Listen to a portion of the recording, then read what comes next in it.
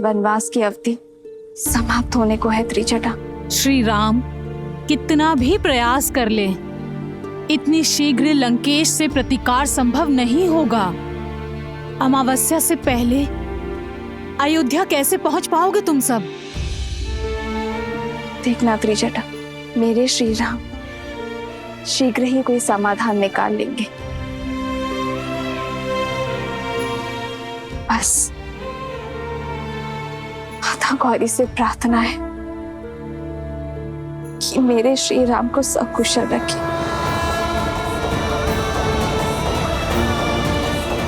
तन से भी और मन से भी। मेरे श्री राम के हृदय को कितनी पीड़ा हो रही होगी, इतने निकट आकर भी मर्यादा की सीमा से रुके हुए।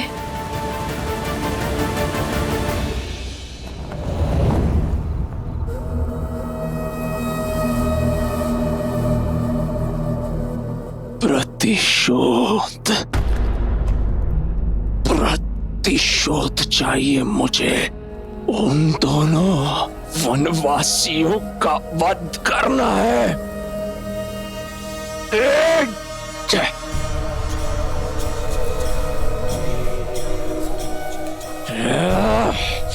प्रतिशोध की अग्नि को प्रज्वलित रखने के लिए उसमें विश्वास का घी डालना पड़ता है, दुर्बलता का जल नहीं। स्मरण करो, तुम कौन हो, किसके पुत्र हो?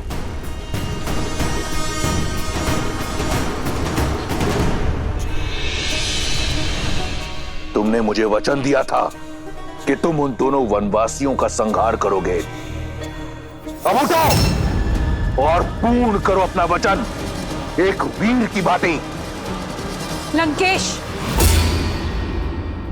मेरा पुत्र घायल है। लंकेश, युद्ध भूमि में लगे घाव वीर का श्रृंगार होते हैं, उसके पांव की बेड़ी नहीं।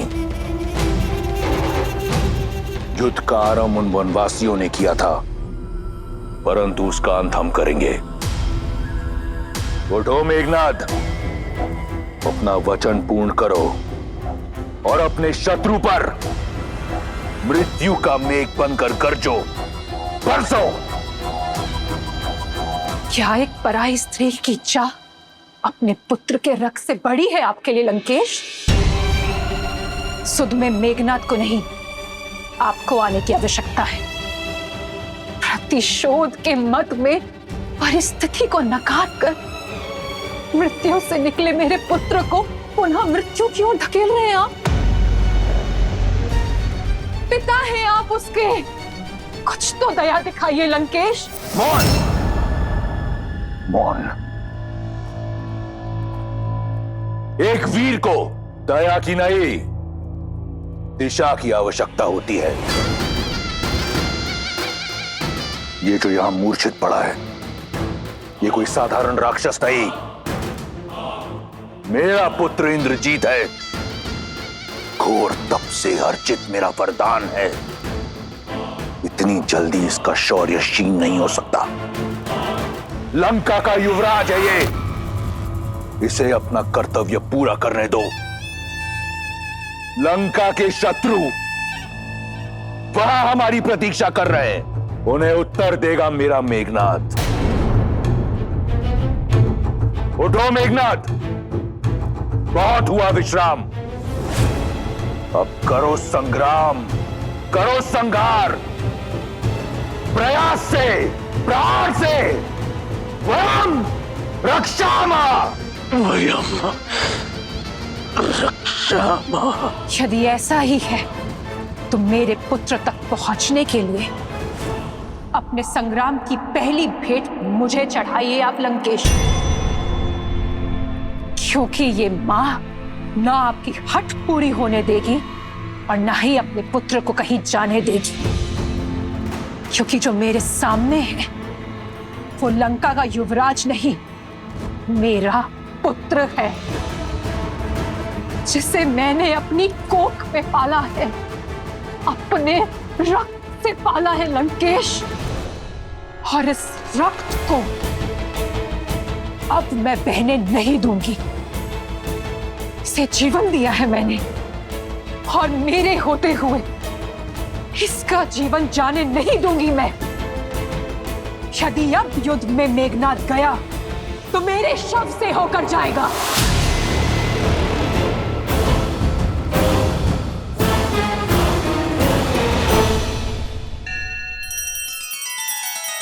श्री रामचंद्र कृपालु भजुमन हरण भव भय दारुणम नव कंज लोचन कंज मुख कर कंज पद कंजारुणम। सिया राम सिया राम सिया राम सिया राम। आदर्श और मर्यादा की है ये कथा महापावनम। काट मद श्री से मिला दे श्रीमद् रामायणम श्रीमद् रामायणम। सिया राम सिया राम सिया राम सिया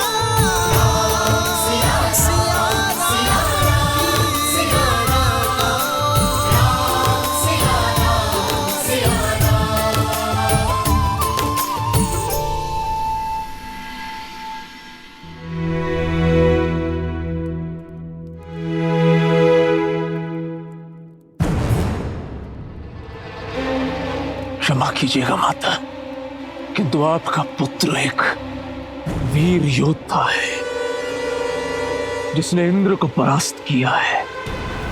मैं तुच्छ वनवासी से पराजय स्वीकार नहीं कर सकता।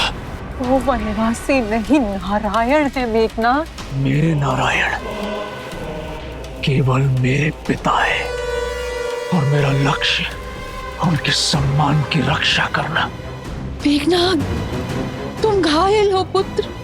और मेरे घावों की औषधि उस वनवासी का रक्त है।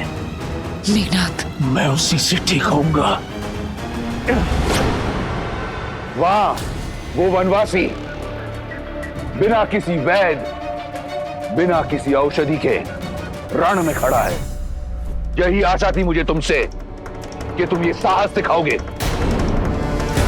अब समय आ गया है पिताश्री कि मैं आपकी वो आशा पूर्ण करूं। इस युद्ध पे सदा सदा के लिए विराम लगा दूं। आप केवल आज्ञा दीजिए। आज्ञा है मेघनाद, परंतु पहले ब्रह्मदेव के वरदान अनुसार वट वृक्ष की पूजा करो।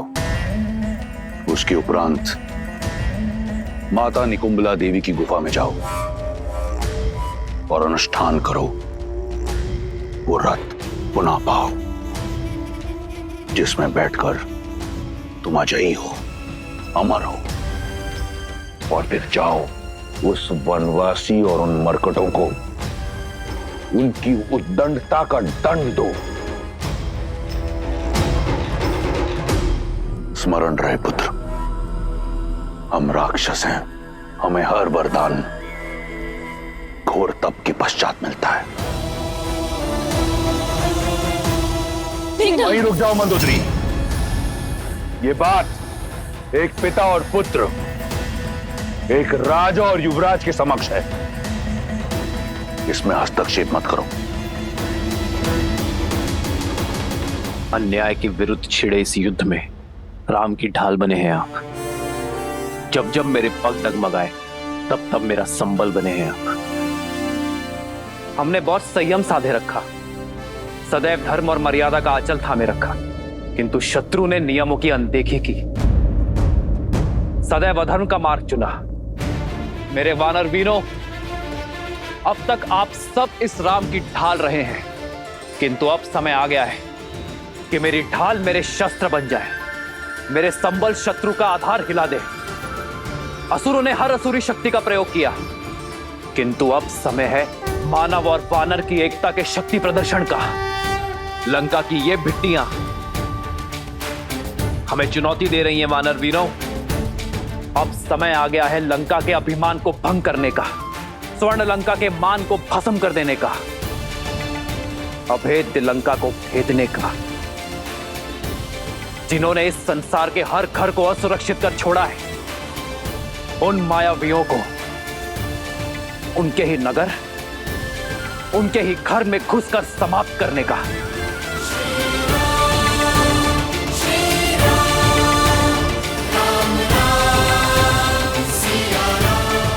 यहां उपस्थित प्रत्येक वानर अपने आप में एक संपूर्ण सेना है।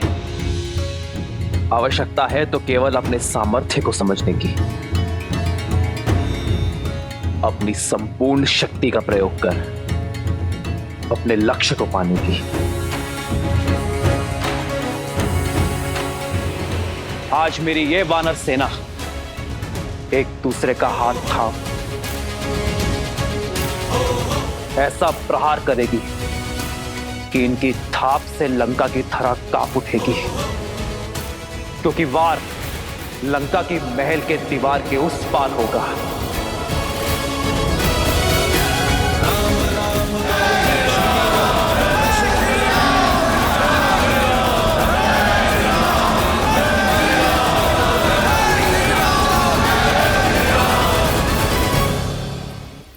मां का स्थान सदा पिता और पुत्र के बीच ही होता है लंकेश, और महारानी को युवराज और महाराज के बीच हस्तक्षेप करने का पूरा अधिकार है।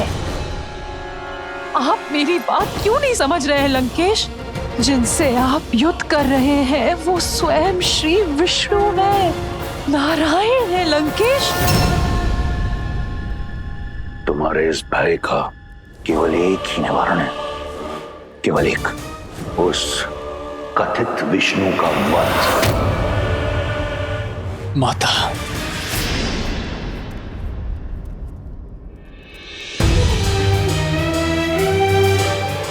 मैं आपके पुत्र प्रेम का बहुत सम्मान करता हूं। आपका ये भय, ये चिंता आपके पति और पुत्र को दुर्बल बना रही है माता। इसलिए आप कृपा करके इसके बीच बाधा मत बनिए। मैं अभी इसी क्षण निकुंभला गुफा जाकर अपनी पूजा संपन्न करूंगा, और उसके पश्चात क्या पुत्र? है कोई ऐसी युक्ति, ऐसी पूजा जो नारायण को पराजित कर दे? मेघनाद, अपने नेत्रों से अपने पिता प्रेम का आवरण हटाओ और सत्य से मुख मत मोड़ो। सत्य से मुख तो आप मोड़ रही है माता। बस मैंने अपने पहले प्रहार में ही राम और लक्ष्मण दोनों का अंत कर दिया था। जिस राम को आप नारायण कह रही है, वो मेरे नागपाश के प्रहार से भूमि पर पड़ा अपने अंतिम श्वास गिन रहा था। वो कोई नारायण नहीं है माता, केवल एक तुच्छ नर है। पिछली बार तो वो बच गया, किंतु इस बार मैं अपनी पूजा संपन्न करके उन पर ऐसा प्रहार करूंगा कि नर के साथ साथ उनके तथाकथित नारायण का भी अंत हो जाएगा। मेघनाथ, तुम कहीं नहीं जाओगे मेघनाथ। माता, आप समझ क्यों नहीं रही हैं? लंका का युवराज होने के नाते मेरा कर्तव्य है लंका का संरक्षण। अपनी दृढ़ता से मुझे बल दीजिए माता, अपनी ममता से मुझे दुर्बल मत कीजिए। मुझे मेरा कर्तव्य निभाने दीजिए।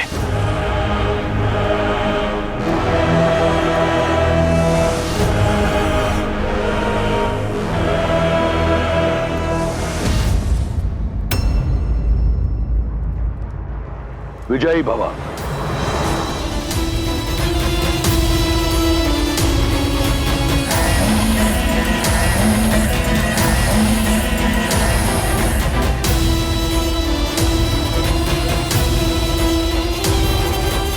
मेघनाथ, मेघनाथ मेरी बात सुनो। मेघनाथ, मेरी बात समझो।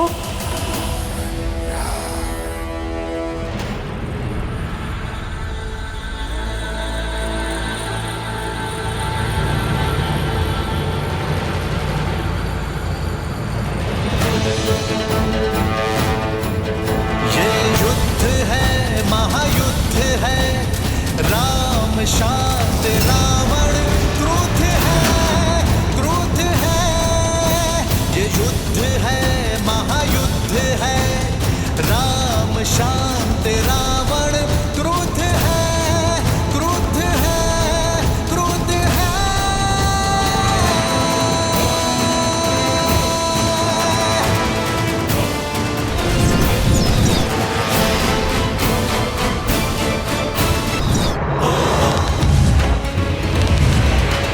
पग पड़ते श्री राम के जहाँ शोक छा जाती, राम नाम का गुंजगान तो मन में शक्ति भर जाती।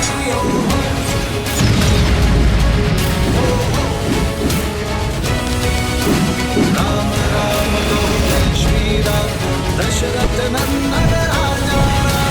राम नाम भजते हनुमान, अवध बिहारी राजा।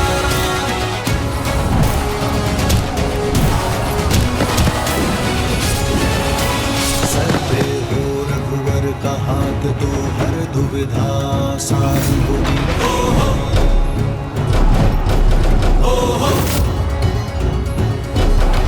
तुम वीर पुरुष, तुम पराक्रमी, तुम मर्यादा के स्वामी। साथ तुम्हारा इसके साथ, तुम संकट हर लो आगामी। बनते हैं विश्वास, आकाश में परचम लहरेगा। जब होगी जीत तो हम दिशा में राम नाम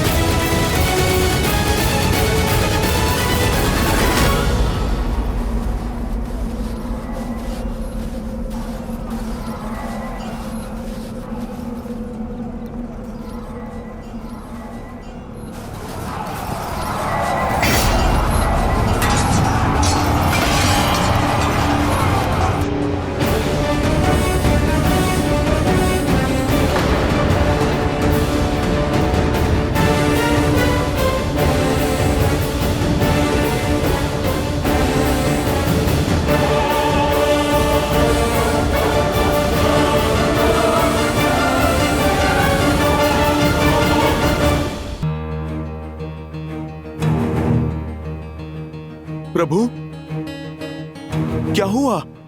आप आकस्मिक क्यों रुक गए?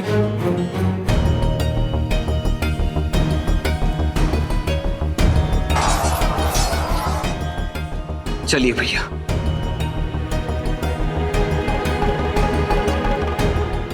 मैं लंका के भीतर पग नहीं रख सकता हनुमान।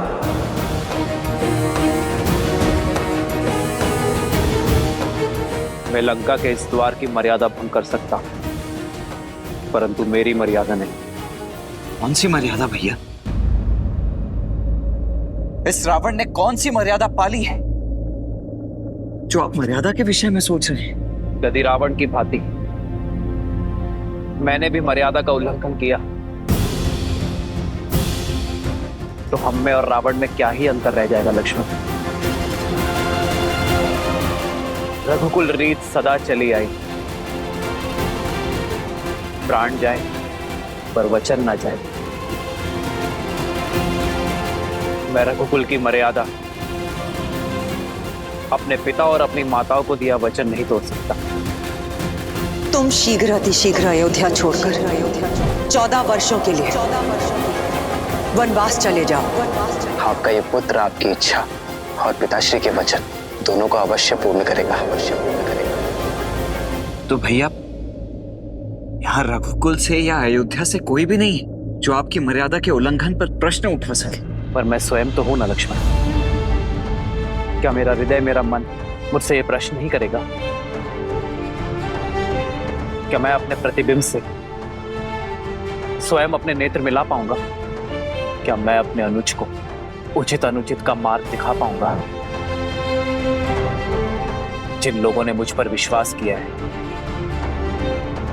मेरे लिए अपना जीवन न्यौछावर किया है, क्या मैं उनका विश्वास सिद्ध कर पाऊंगा? मैं एक वनवासी हूं लक्ष्मण, अपने राज्य से निष्कासित।